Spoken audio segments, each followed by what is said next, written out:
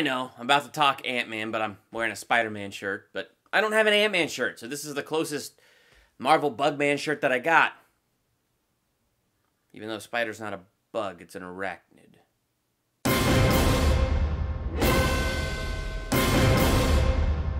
Welcome to Durbania, I'm Durbin, and this is my theological analysis for Ant-Man. This is a movie I was expecting to enjoy it, but it exceeded my expectations. I had way more fun with this movie than I thought I was going to have. And that makes me 10 times more excited for Ant-Man and the Wasp. Coupled with, we see in the trailer, we got quantum realm stuff going on here. We got Infinity War, so how is this going to build up to Infinity War? So I'm really excited to have these questions answered. Where was Scott and all that stuff? I just cannot wait to have these questions answered and see where we are with Ant-Man and the Wasp. So now I'm excited to dig back into Ant-Man in preparation for this new movie. I've been watching you for a while. You're different. And I believe everyone deserves a shot at redemption. Do you? So when you look at Ant-Man, you got three big characters with three big dreams, but they're immobilized. They're held back from reaching the fullness of the dreams that they want to reach because of these fears that keep them turning back to the crutches in their lives. So you got Scott Lang, and he's got a crutch. His crutch is a life of crime. He's really good at heist and stuff like that. Maggie was right about you. How do you know The way she's trying to keep you away from Cassie. The moment things get hard, you turn right back to crime. So he's got this daughter, Cassie. And what does he want to do? He wants to be a hero in her eyes. So she does believe him to be a hero, and she loves him. But it's like, to him, that's a facade. And he wants to be the hero she believes him to be. What keeps him from reaching that potential? He has this fear. So he had this job, and he realized that this job was ripping people off millions of dollars. So he blows the whistle. And instead of good things happening, he gets fired. So when he encounters this difficult situation in life, he retreated back to something that was familiar to him because there's a comfort level to that, and that's what he did, and he missed out on 3 years of his daughter's life in prison. And now rising to that hero level that his daughter sees in him, he's just kind of arrested. He just can't move forward because that fear and that crutch holds him back. Like in this movie, when Baskin-Robbins finds out, because they find out everything, and he loses that job again, does some math, and goes, oh my gosh, it's going to be years before I can have a real relationship with my daughter. He falls back to something that he knows and that he's familiar with, and it has its consequences. Then you have Hank Pym, and he's in a very similar position.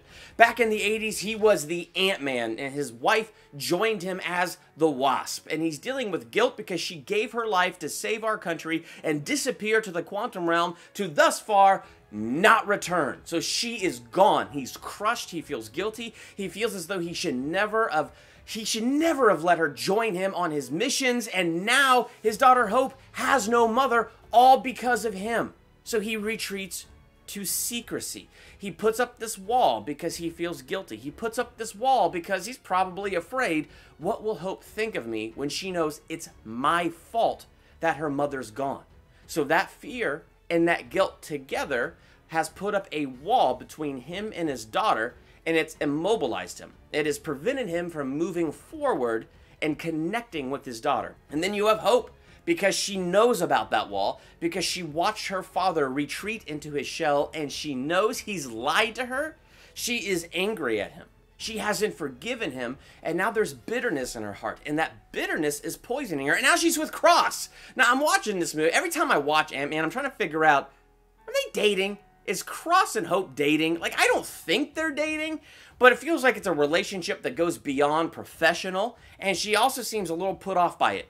Like, she's just not a big fan of this guy, yet there it is. Probably because misery loves company. Cross doesn't like Hank, and so he has unforgiveness, and he has bitterness towards Hank, which he's open about.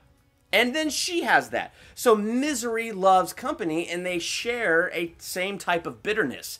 Thankfully, though, when Hope realizes what Cross wants to do with the Pym particle, she starts to try to rebuild that relationship with her dad. Now, it's interesting what ends up setting them free and releasing them from these familiar patterns that keep them in this circular motion rather than moving forward. When all three of them lift up their eyes onto a mission greater than themselves. Because Cross, because of his bitterness and almost like as a vengeance against Pym, wants to make billions of dollars off of Pym's idea, and in the process, it would pretty much destroy the entire world. If you give godlike powers to everyone, it's going to be chaos. So how do we stop him? I know a guy. And so when they realize this, now their eyes are lifted off themselves onto something bigger. And Scott gets released from that pattern he's been in. He gets released from that fear of dropping to a life of crime. Of course, the ironic thing is he's breaking into a building and he's stealing some stuff. He is in a sense doing the crime thing, but this time it's not crime. This time it is, yeah, we are actually saving the world. And the gifts and talents that he has, instead of being used for those crooked and perverted purposes, are now being used for good purposes and being used to save the world. And suddenly, acting in that way, he is becoming the hero that his daughter sees him as. He is finally breaking free of that old pattern, and at the end of the movie, he's having dinner with his ex-wife and her future husband and his daughter. He's able to start to establish a new foundation and build a relationship with his family that he's wanted, because now his eyes are off himself and onto something bigger. And then the same thing is happening with Hank when his eyes are on this mission and he has to be confronted with the fact that his daughter desperately wants to put on the suit. He finally has to break down that wall and confront his worst fear and come clean with her and say, it's my fault that your mother is gone. It's not your fault. She made her choice. She forgives him and tells him the truth. It was never your fault. That was her choice. But thank you for finally telling me. And she was able to receive that because as angry as she was, and she was still dealing with big bitterness, when her eyes were on this bigger and better mission, she was letting go of some of that poison, and she herself was working on forgiving him. She herself was working on getting over that wall and establishing a trust with him. It was difficult and it was challenging because it's a two-way street. But when the wall came down on his side and the wall was down on her side, it let reconciliation come in, and they were both able to move forward with those parts of their lives. See, a lot of times in our lives, we want to be heroes, and I think that's why we love superheroes. We want to be valuable. We want to be valued. We want to be important to people the way superheroes are important to us. We want to live up to those values, but sometimes fears hold us back, and they keep us caught in familiar patterns that immobilize us and keep us from moving forward. And that's why heroes like Ant-Man are so relatable, because we watch them have those problems and we get to see in this fictional telling how they begin to overcome those problems. When Scott goes into the quantum realm in this, I'm blown away by how big that world is. Yeah, it's small and he's getting smaller and smaller and smaller, but in this teeny tiny quantum realm, you see how big all the atoms are. You see how big all the stuff is that holds all the matter that we know together. And as I'm looking at that, I'm going, how could you say there's no God? Look at that. How could that exist without God to hold it together? How could this design exist without a designer? How could this plan exist without a planner? How can this be held together without somebody holding it together?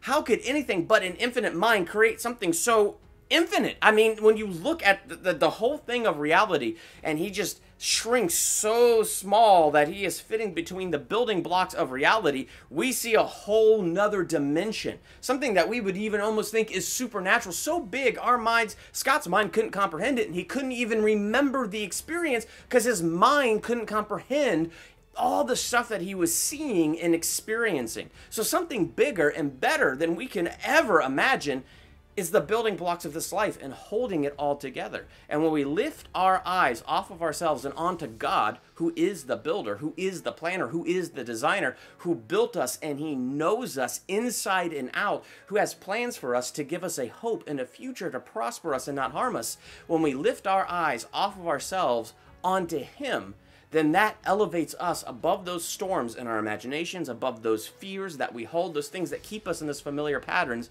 and he helps us break those patterns and moves on. He has given us courage. He has given us faith. But when we lift our eyes off of ourselves and onto him, it feeds that courage. It feeds that faith. And he makes us into new creations, and nothing is impossible. We can break those old patterns and those familiar habits in our lives that hold us back. We don't have to be bound by anything. Through Jesus, all those chains can be broken. And so that's what I feel like is symbolized in this movie, where Ant-Man and Hank and Hope lift their eyes off of themselves and onto this greater mission.